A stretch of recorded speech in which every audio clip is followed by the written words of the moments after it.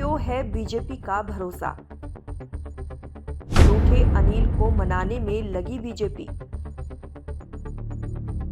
BJP के लिए क्यों मायने रखते हैं अनिल विज?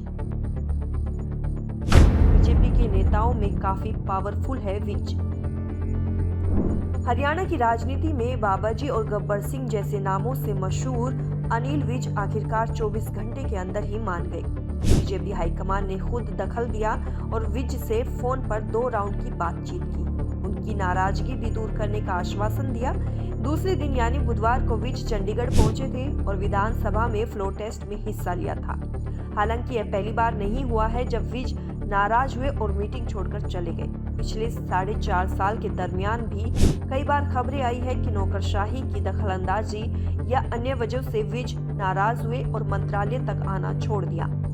अनिल विज जितने जल्दी गुस्सा होते हैं उतने ही जल्दी मान भी जाते हैं। यह बात खुद मनोहर लाल खट्टर भी स्वीकार करते हैं। फिलहाल चर्चा ये है कि हरियाणा की राजनीति में अनिल विज को कैसे देखा जाता है और वो बीजेपी के लिए इतने मायने क्यों रखते हैं। हरियाणा के पावर कॉरिडोर में अनिल विज के बारे में कहा जाता है कि वो जितने सरल है उतने ही काम और ईमानदारी के लिए सख्त माने जाते हैं। अनिल विज अपने समर्थकों में कई नामों से प्रसिद्ध है, जिनमें दाढ़ी रखने के कारण बाबाजी और नकारे अधिकारियों पर बरसने वाले गब्बर सिंह के नाम खास है।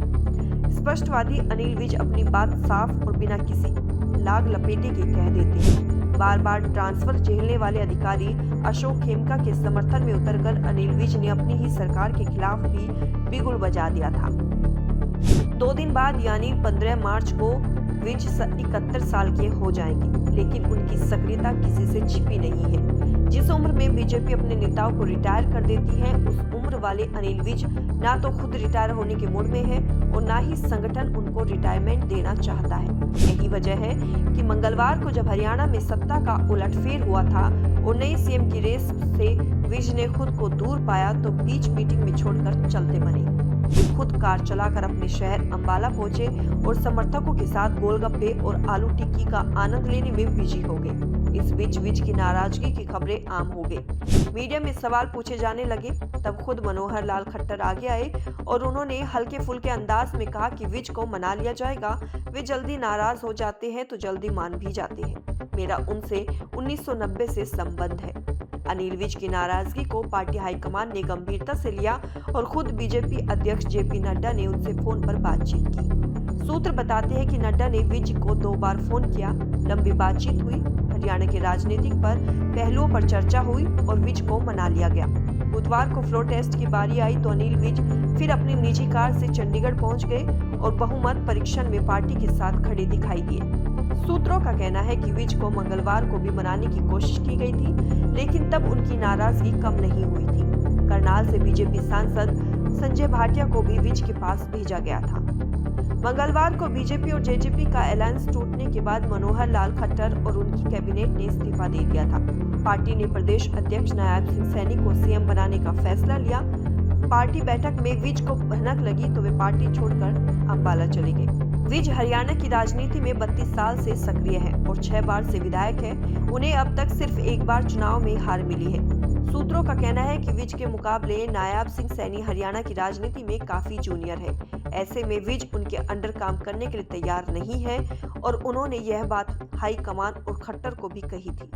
अनिल विज के बारे में अगर बात करें तो अनिल विज अविवाहित है। अपने 3 भाइयों के संयुक्त परिवार में रहते हैं। विज हर रोज सुबह 9 बजे से 12 बजे के बीच अपना दरबार लगाते हैं। इस बीच 200 से 300 लोग हर रोज उनसे मिलने आते हैं। यही कारण है कि अनिल विज वोटर्स में काफी लोकप्रिय है। विज अपने राजनीतिक विरोधियों पर अपनी तीखी टिप्पणियों के कारण हमेशा खबरों में बनी रहती है। अब तक कांग्रेस को लेकर जितनी भी विवादित टिप्पणियां की गई हैं, उनमें से ज्यादातर अनिल विज ने ही की है।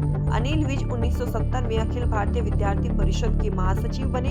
उन्होंने विश्व हिंदू परिषद, भारत विकास परिषद जैसे अन्य संगठनों में रहकर भी काम किया है। उसके बाद 1974 में विज की भारतीय स्टेट बैंक में नौकरी लग गई। 1990 में जब सुषमा स्वराज राज्यसभा के लिए चुनी गई तो अंबाला छावनी सीट खाली हो गई। विज को बीजेपी ने नौकरी से इस्तीफा देने और उपचुनाव लड़ने के लिए मैदान में उतारा। उन्होंने चुनाव लड़ा और जीत हासिल की। 1991 में वे भारतीय जनता युवा मोर्चा के प्रदेश अध्यक्ष बने। 1996 और 2000 में उन्होंने निर्दलीय चुनाव लड़ा और दोनों बार जीत हासिल की। 2005 में विज चुनाव हार गए। 2009 में वे अंबाला छावनी सीट से बीजेपी विधायक चुने गए। 2014 में फिर बीजेपी से विज को विधायक चुना गया। 2019 में विज छठी बार विधायक के रूप में आगे आए।